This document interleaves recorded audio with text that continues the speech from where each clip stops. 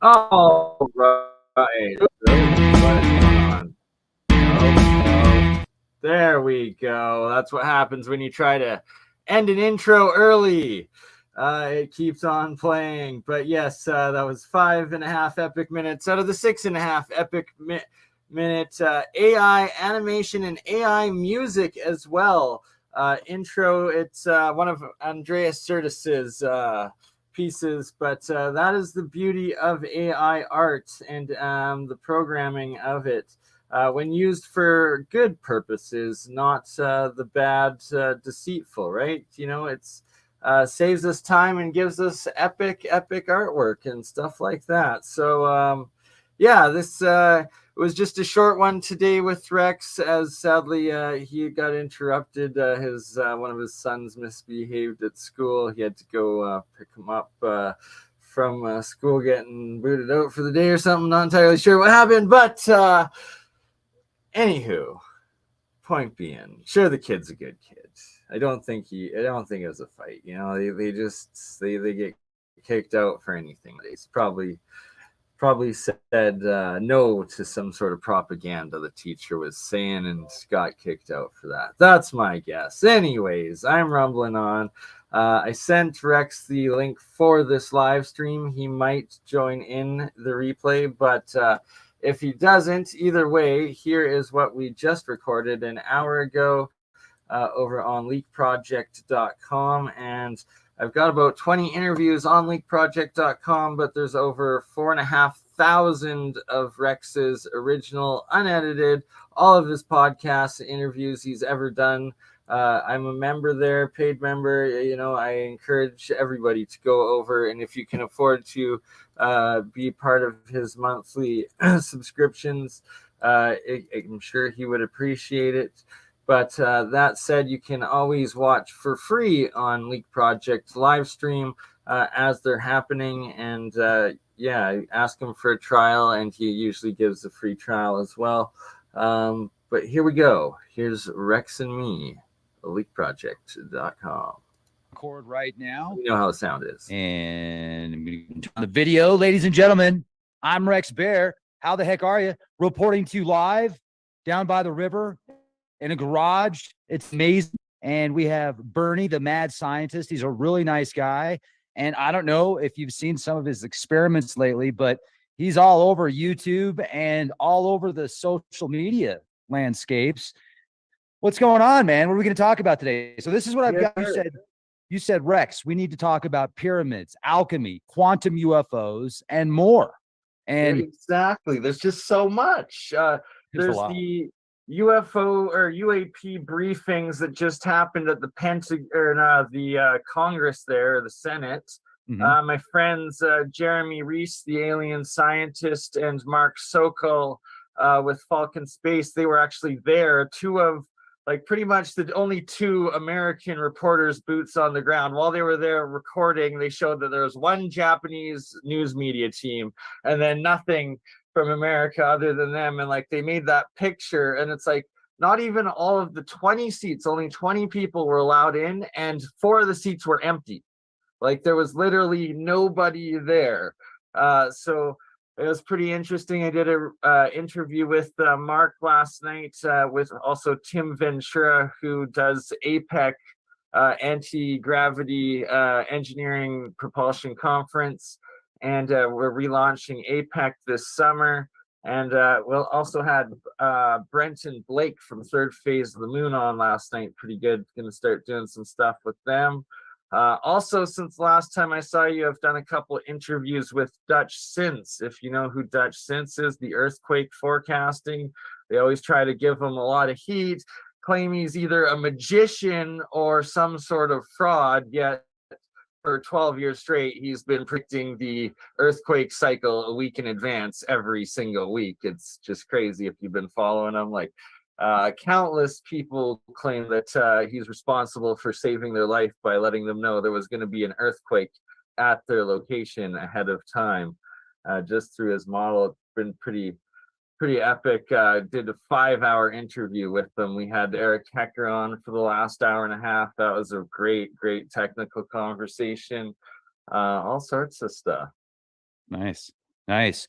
Well, so let's get into this, man. Like, tell us about the experiments you've been doing lately. It looks like you're showing something on screen right now. What is this? Okay, so that's what's always the first, like, oh, you cooking meth? God, no. Though, just because some of the things we are making are crystals, are these monoatomics in these jars, stuff like that.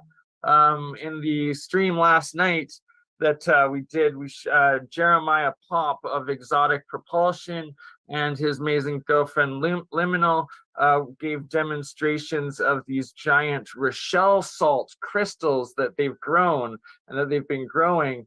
And that in a previous episode of My Real Science, they used these crystals as actual speakers. They were making music through the crystals.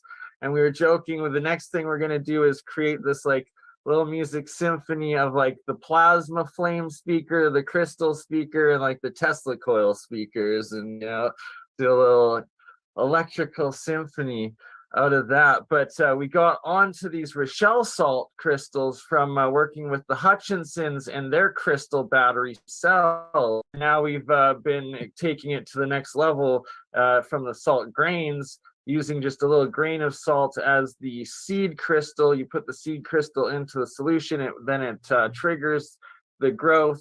And we've been doing live demos of the crystals growing. And yeah, I've got them into like these several inch by inch wide pyramids and rectangular lenses now with no impurities. Real Science series is what's one of all the ones with the experiments and stuff is called. And then we're also doing Year of the Coil series, where I've got all sorts of different people with their Rodin coils, their vortex coils, their star coils. And we've been attempting now this electroculture and agriculture with these charging the magnetic fields and the electric fields of agriculture, of plants, of seeds, and getting all sorts of 2-3x times the growth. Also the colloidal water, the monoatomics. Last year I grew my 6-foot lettuce plant, so I'm going to be taking that level of experiments to a whole garden this year.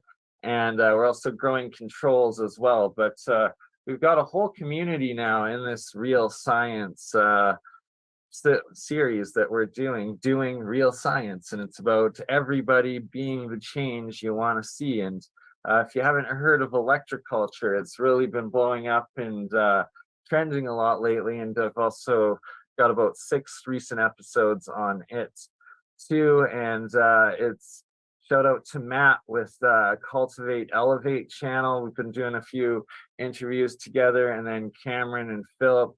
And there's a difference between magnoculture and electroculture.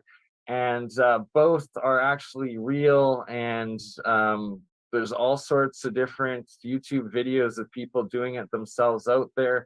But one of the main things you want to do is to just get a wooden stick, or like a rod. An antenna essentially is what you need to create to pull the energy down into the ground, and then ground it, so you're sticking it into the ground. But then you put a copper wire creating a solenoid antenna up into the atmosphere, and you put these into your plants and into your gardens. And the more you do, the bigger they are, the more you're pulling down this atmospheric energy into the garden. This electroculture stimulates the growth, and they're getting literally 2x, 3x times as much yield as regular, without as many pesticides, without as many pests in general.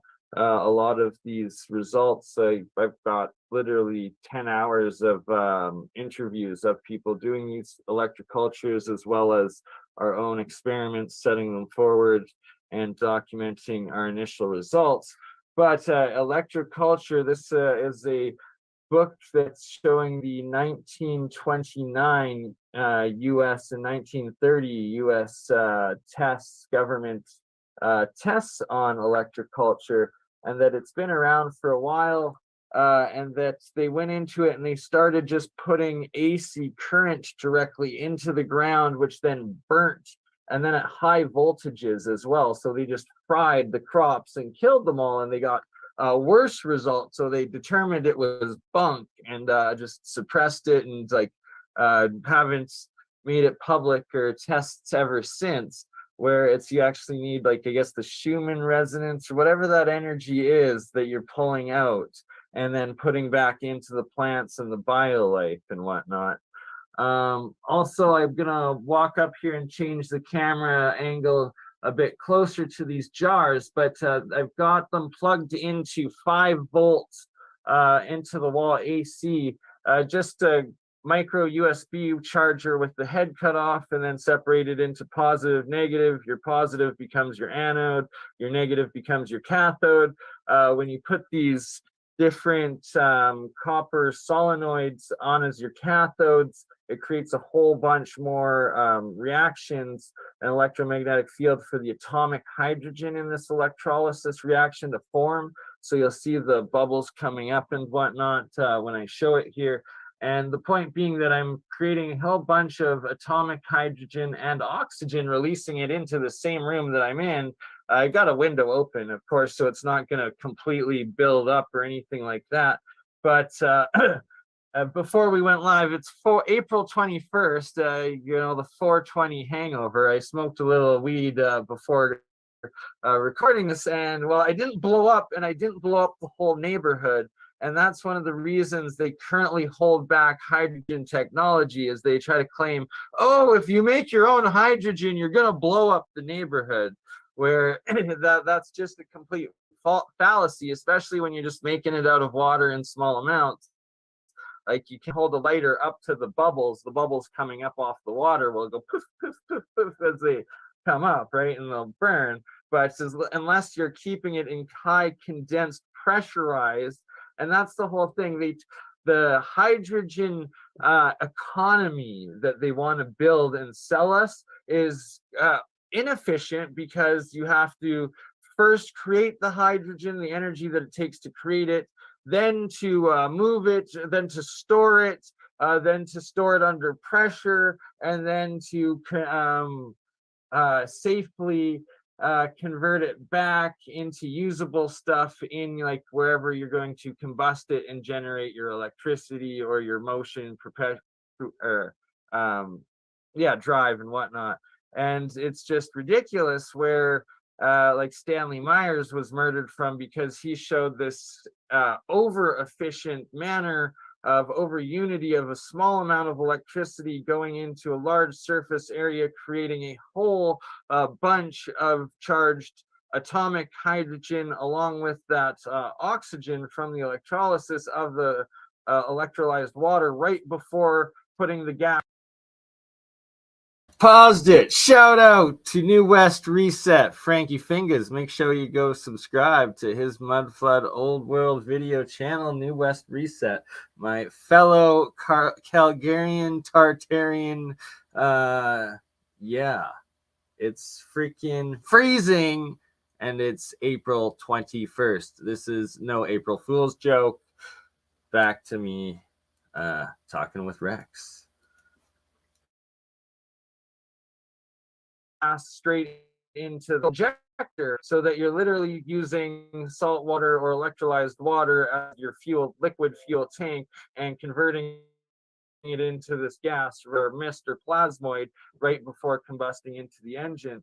And there's literally thousands of different videos of people doing it themselves on YouTube, on their own YouTube channels, where they just have 2 jars like I have in front of you with the same reaction here, but just collecting out of the electrolyzed water in one, with the hose going into your other jar that's just separating the leftover water to the hydrogen oxygen brown gas fuel mix, with then a hose going into, and it's a hybrid diesel, or that you're putting half hydrogen in, half diesel, and right there you're taking half of the petrochemicals out and replacing it with pure green renewable free energy from water. And you're not compressing the gas at all. You're not risking any sort of explosion. You're literally just using salt water into hydrogen as free fuel, and would reduce this ridiculous energy crisis and inflation that is going on right now. It's nuts. So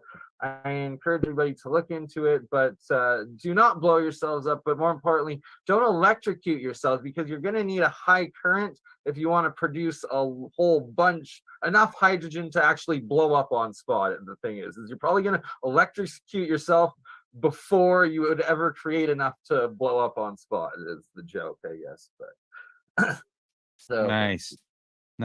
So how much energy you think you can produce with something like that then? Oh, you can definitely produce enough. You'd like, if you increase, like, so mine is very inefficient with what I'm doing, because I'm going for the alchemical monoatomics, diatomics, and the breakdown of the anode metals, and then the cold fusion experiments out of that, where I haven't focused on the hydrogen aspects where so many more have. And we have started diving into the patents of Stanley Myers, but there's so many more out there, like Moray B. King, excellent researcher. My friend Mike at Faraday Research, I've showed you him a lot. He's got deep into the starting to make the HHO gas as well as the H4 gas, stuff like that. There's all sorts of resources. Rexresearch.com actually is one of the best for the different hydrogen patents. They literally have thousands listed. So I'm just wondering, like, if this is so easy to do, then why aren't you powering your house with it? And why doesn't I plan to within 3 to 4 years? I've actually got a friend. He was my, I believe, 7th grade science teacher. I ran into him last year. He actually started working for TransAlta, the largest energy company in Western Canada, after being a teacher. And first he stated that he was part of a department that went out and like would research these over unity claims, and that they did like rebuild a couple that were successful at 3 to 4 times over unity, over efficiency, and that it was just a matter of applying it on an industrial practical level that like hindered those developments. But that their biggest fear was some backyard inventor creating a little box that started providing unlimited free energy. Was these energy companies' biggest fears, his quotes. I'm going to have an interview with him here soon. And that he also has a patent for a hydrogen piston engine for a car that's supposed to run on your car fully on hydrogen. He has the full patent for it, that he says, here in Canada. So that's going to be an epic interview and development I have coming up. So I'm making this announcement for the first time. It's been in the works for a little while live with you here, but it's the fact that such people as Stanley Myers was killed for things like this. There's so many people, when you create that over efficient hydrogen to water car, they seem to still like you get disappeared or dead. But the ones that do the just the hybrid ones, the hybrid's okay, because you're still doing 50% of the old system, 50% of the new system, right? It's not too disruptive. And in this new age of this energy crisis, hybridization is the key, and it's allowed, right? So you're allowed to be hybridized green, do it yourself. And that's what I encourage everybody to do. That's what we're also going to be doing with these crystal batteries of the Hutchinsons, right? And it's like some of the guys, Charlie C, for instance, he created one of the original Hutchinson battery cells. It's been running nonstop for 4 years now, powering his clock, right? And then there's like others, the Styropyro has them running for over 12 years now and stuff, powering lights, powering one of these little motor things, and they just keep on running. So the more of these battery units you build, it's more things you're having to no longer buy batteries for, to use energy off the grid for, that you're forever taking just that one little piece of energy that is inefficient that you're paying for, and then making it this free renewable green energy for yourself. That, hey, oh, the power grid goes out, that's okay, because your clock, your lights, like your different minimal things that you've built these batteries for and hooked things up to, are now forever free, powered greenly off of the grid, no longer costing yourself money. And that's what the real science is all about. In the Year of the Coils is about creating your own abundance through this electroculture, through this free green energy. This summer, I'm finally going to also do the build where you reverse engineer a washing machine, and then the goal being you're turning it into a little hydroelectric unit that's creating 240 watt back into your grid system. Each one you put into your stream, that's another permanent full 240 watt back into your forever off the grid that you're no longer paying for. Green reusable recycling as well. That washing machine part's not going to the dump anymore. No, now it's going to be making you nonstop energy that's not going to ever fail you, and no longer cost you money, and no longer put stress on our over stressed grids.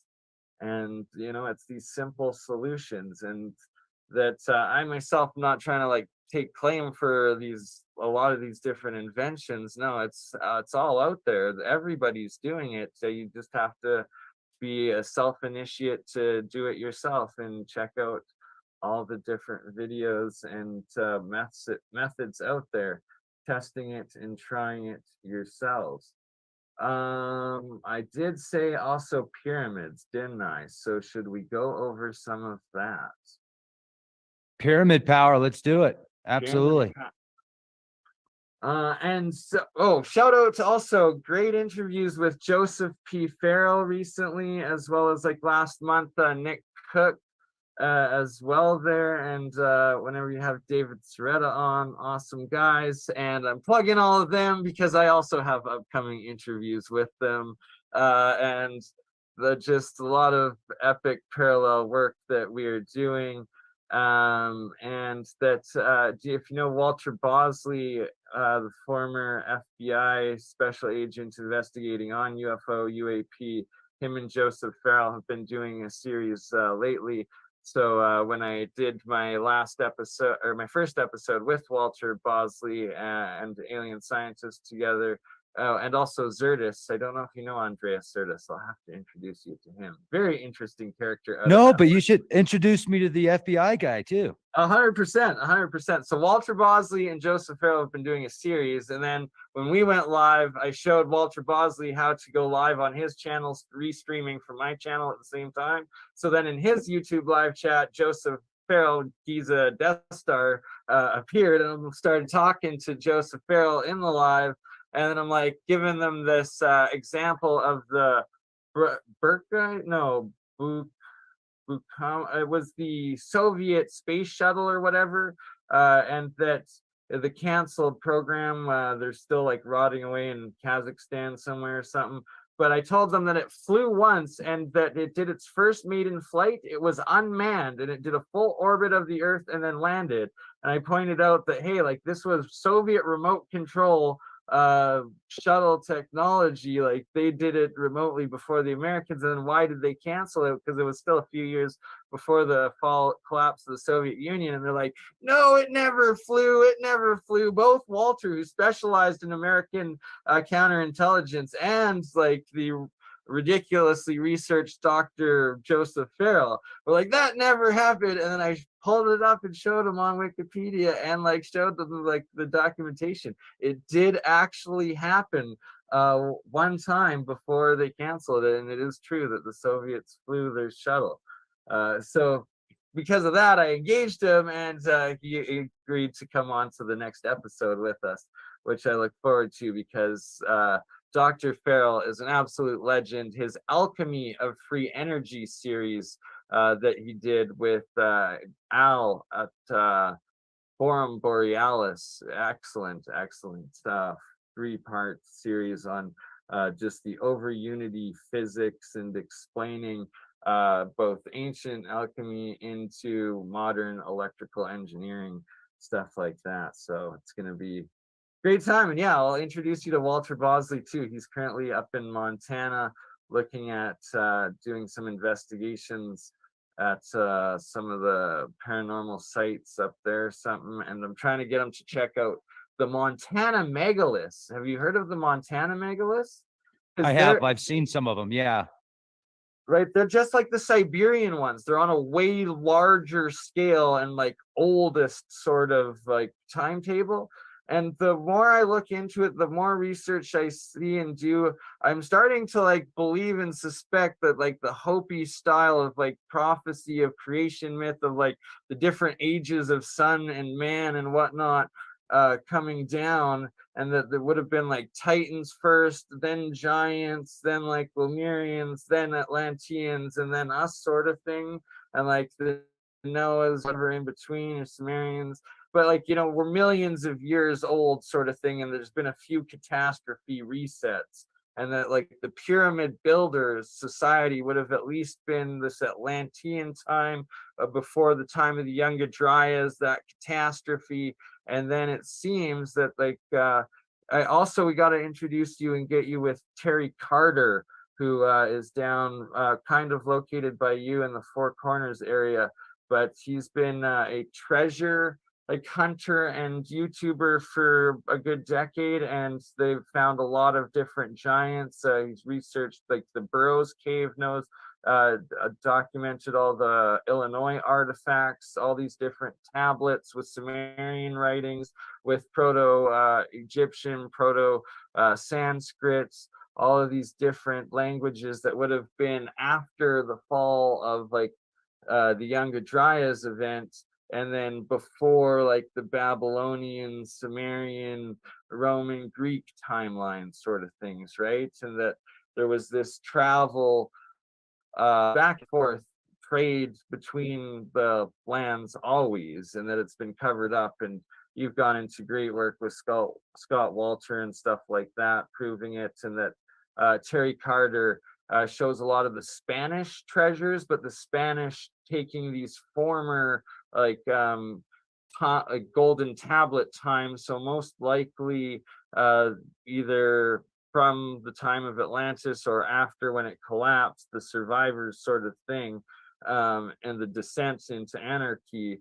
All these different tablets that are depicting the same thing as Sumer, as Babylon, as Egypt, and all of that in the Eastern worlds, but in the West, and that often it's found in the mounds that we're not allowed to dig up, but that they seem to have these double-rowed teeth, six-fingered, six-toed, 9-foot to 12-foot humanoids. And we're told that there were these mastodons, these giant beavers, these giant sloths, giant armadillos. Oh, there was giant reptiles, dinosaurs, dragons, whatever, right before that time, you know. So all the exact same animals that are alive today were just in a larger form. Why isn't Homo sapien the same? Oh, wait, it definitely was.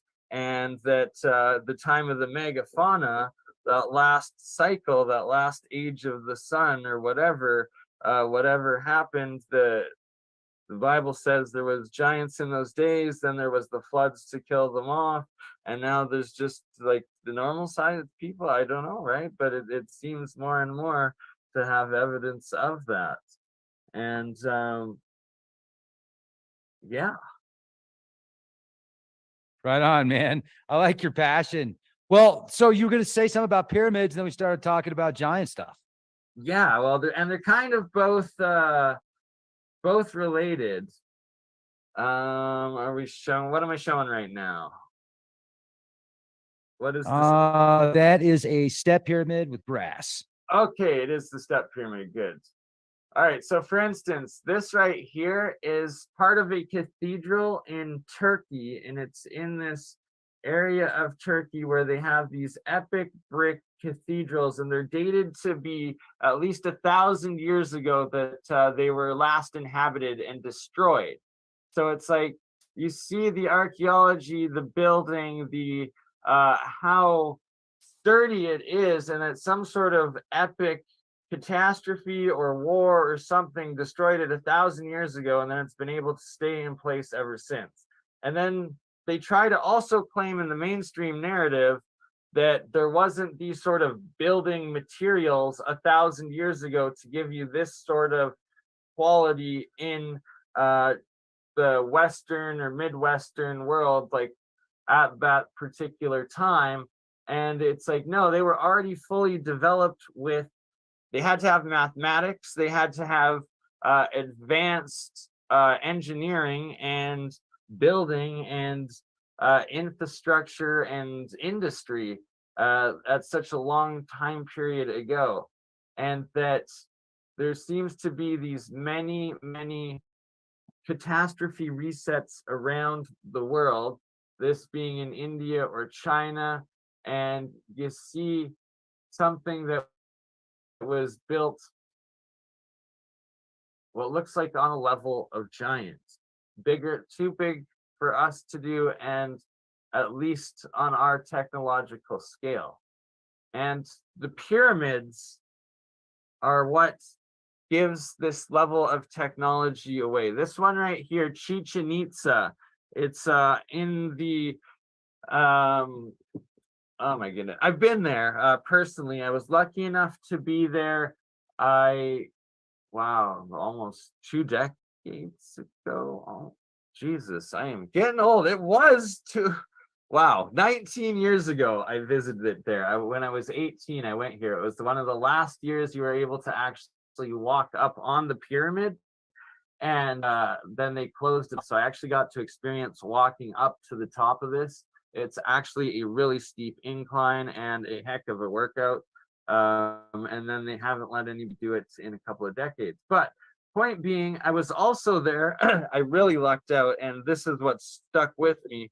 I was there during the winter solstice, and it was designed in the winter solstice that the shadow of the setting sun on the stairs creates this moving dragon all the way up, and that there's the head at the bottom, and then for a few minutes you have this moving dragon shadow, and it's just stunning. And that's what stuck with me, and just the engineering that it takes to build that. It's like, was this 3D printed piece by piece and then put together like Lego? Because you had to have that sort of computer design and like ability application to get everything right with both the materials. And I'm talking about the materials now on a second half of the advanced technology required in this, being that it also has the little clap chirp aspect. Music, oh, sorry, the term has left, but sound wave wise, the sound technology feature, acoustic, there we go, sorry, the acoustic feature designed into this pyramid, that when you clap, when you're in the center of the field in front of the pyramid and you clap at the pyramid, a few seconds later you get this beam back at you, this chirp back. Do you know what I'm talking about, Rex? The chirp at Chichen Itza when you're standing in front of it and you clap, and then it like shoots back this like Caesar wave of your clap back at you. Have you ever heard of that, experience that? I've heard of it. I haven't experienced it. And I experienced it once. It's freaking nuts. And I had forgotten about that experience, only remembering the experiencing because I was there at the winter solstice and saw like the shadow of the dragon moving. But because of that, I had forgotten the chirp until the alien scientist Jeremy Reese about 6 months ago. He played the video of the chirp, and they like just brought me back, like zoom right to that spot, and like looking at my guide that did the chirp and then the chirp coming back. And I was like, holy shit, I actually did experience that and do remember that now. Like it was just that intense of an experience and of a thing, and just the technology required to develop and plan and build that sort of acoustic property, along with those sort of solar alignment astroarchaeological features, are highly, highly, highly advanced. And you'd need some sort of computing process, like almost like, was this thing 3D printed, like, and then built Lego piece by piece? But we actually have more evidence towards it being geopolymer. And with the Bob Grenier, shout out to Bob Greeny of the Martin Fleischman Memorial Project is his YouTube channel and his charity that he does. But 37. Oh, you didn't read that. You're not reading the messages in the chat, are you? I can't see them. Sorry. Okay. No, that's okay. We got to do a part 2 because I got a boogie and no worries, brother. yeah, something just came up. So I apologize. And we will talk soon and let's do a part 2 sooner than later. So thank you. This is awesome. I will send the link to you as soon as this is uploaded. And I want to thank everybody for being here with us and subscribe to BurnEye's YouTube channels. Do I have 30 seconds to share? Yes, sir, you do. Okay, hit stop share and then I'll share again, I guess, to show just some of the YouTube channel. You got to do that. That's on you. Okay, how the heck do it? Stupid Zoom. Oh, here we go. There we go. All right, wrong window. Sir, we have this guy. So my YouTube channel is Crypto Alchemist. You're seeing the Crypto Alchemist now? Yeah. Yeah. Okay. So made it up to 8,000 subscribers. And Rex, if you wanna, maybe share my channel in your community section, help a brother out, get me to that 10. I always appreciate it. But point being, go to the lives, and then in the lives, I do about a 2 to 3 hour podcast pretty much every single day with all sorts of epic guests. I also jump on and hijack other people's podcasts and restream them to my site. And then, so there's the Year of the Coil series, there's the Real Science series, there's the Pyramids series, there's my alchemy experiments, there's frequency farming, aka electroculture, there's AI artwork stuff. There's all sorts of great interviews and different discussions and research into every single alchemical, UAP, adventure, free energy, and ancient lost parts. And yeah, we'll leave her there, I guess, my friends. Thank you. I appreciate it. And I want to thank everybody for being here with us. I hope you have a beautiful day and be the change you want to see. Thank you.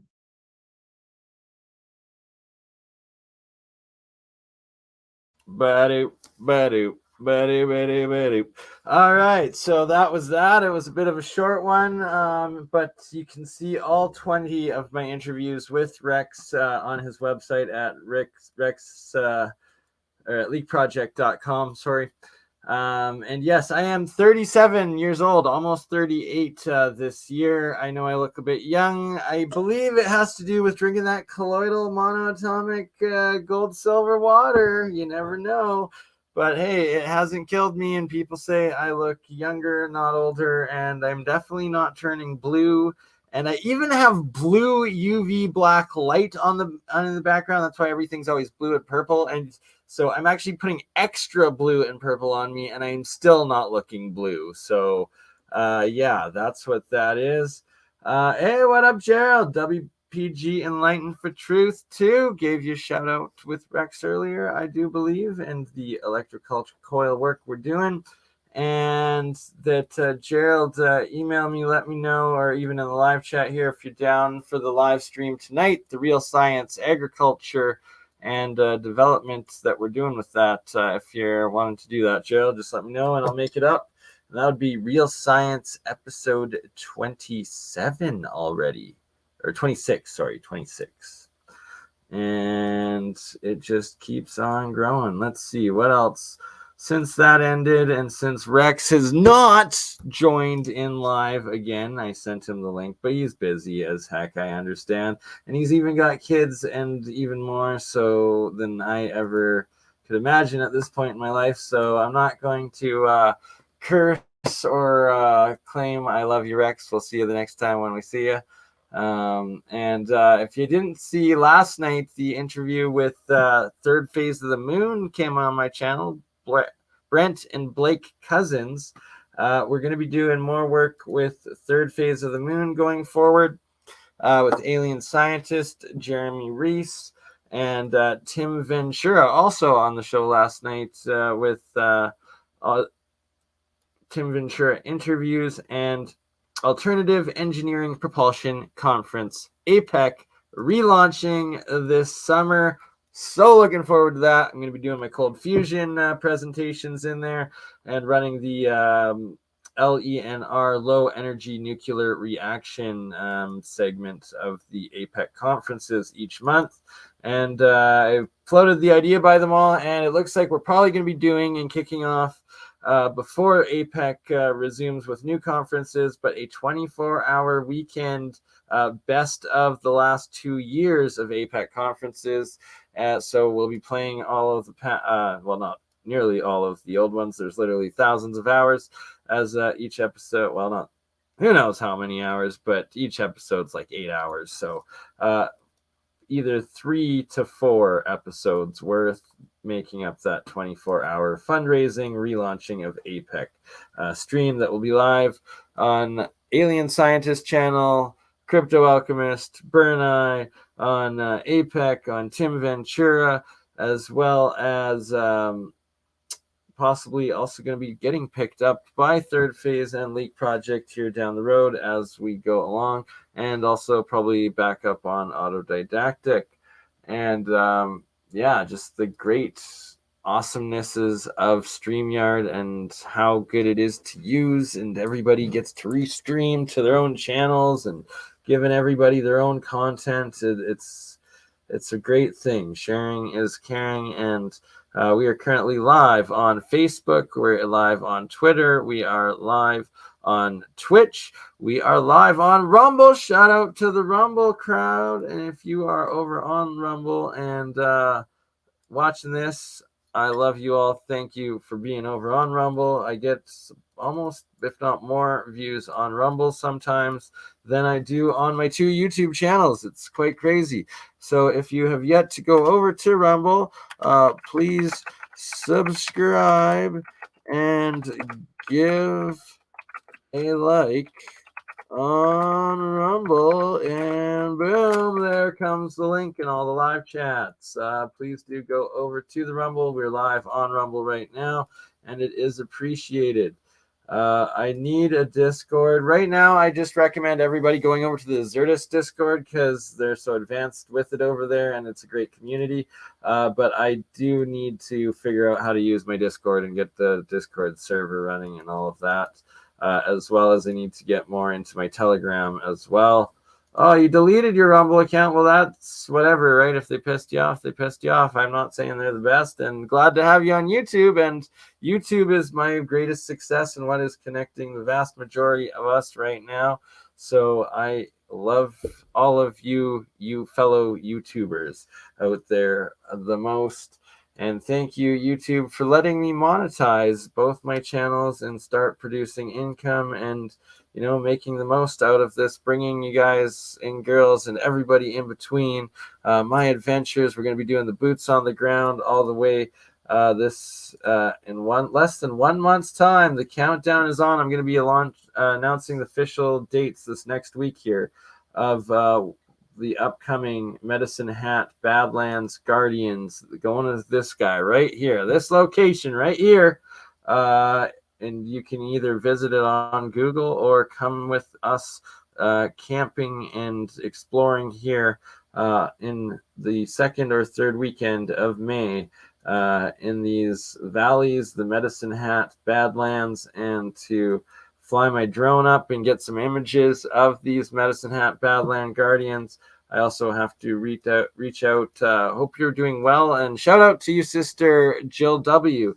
I'm going to contact you right away because planning on whether Jill wants to participate, and she was mentioning getting a private plane just to fly over, like a little Cessna or something, for the day to fly over and see all of these.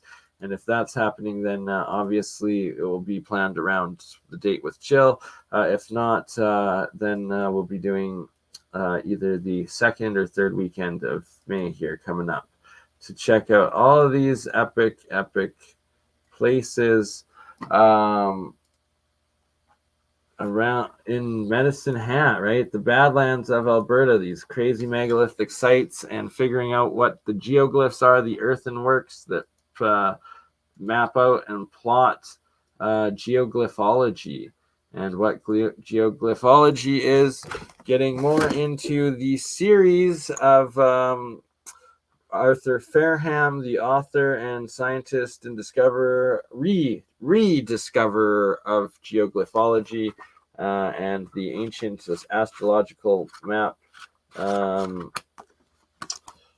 marking of geoglyphology that it is, and that he's discovered here in these numbered sites in the Medicine Hat Badlands, and that we're going to go confirm them and measure them out to make sure that these lines and numbers that Arthur has come up with are accurate, and that it actually does plot out to this territory and these specific sites included in the earthenworks of these hills here in Medicine Hat Badlands, Alberta.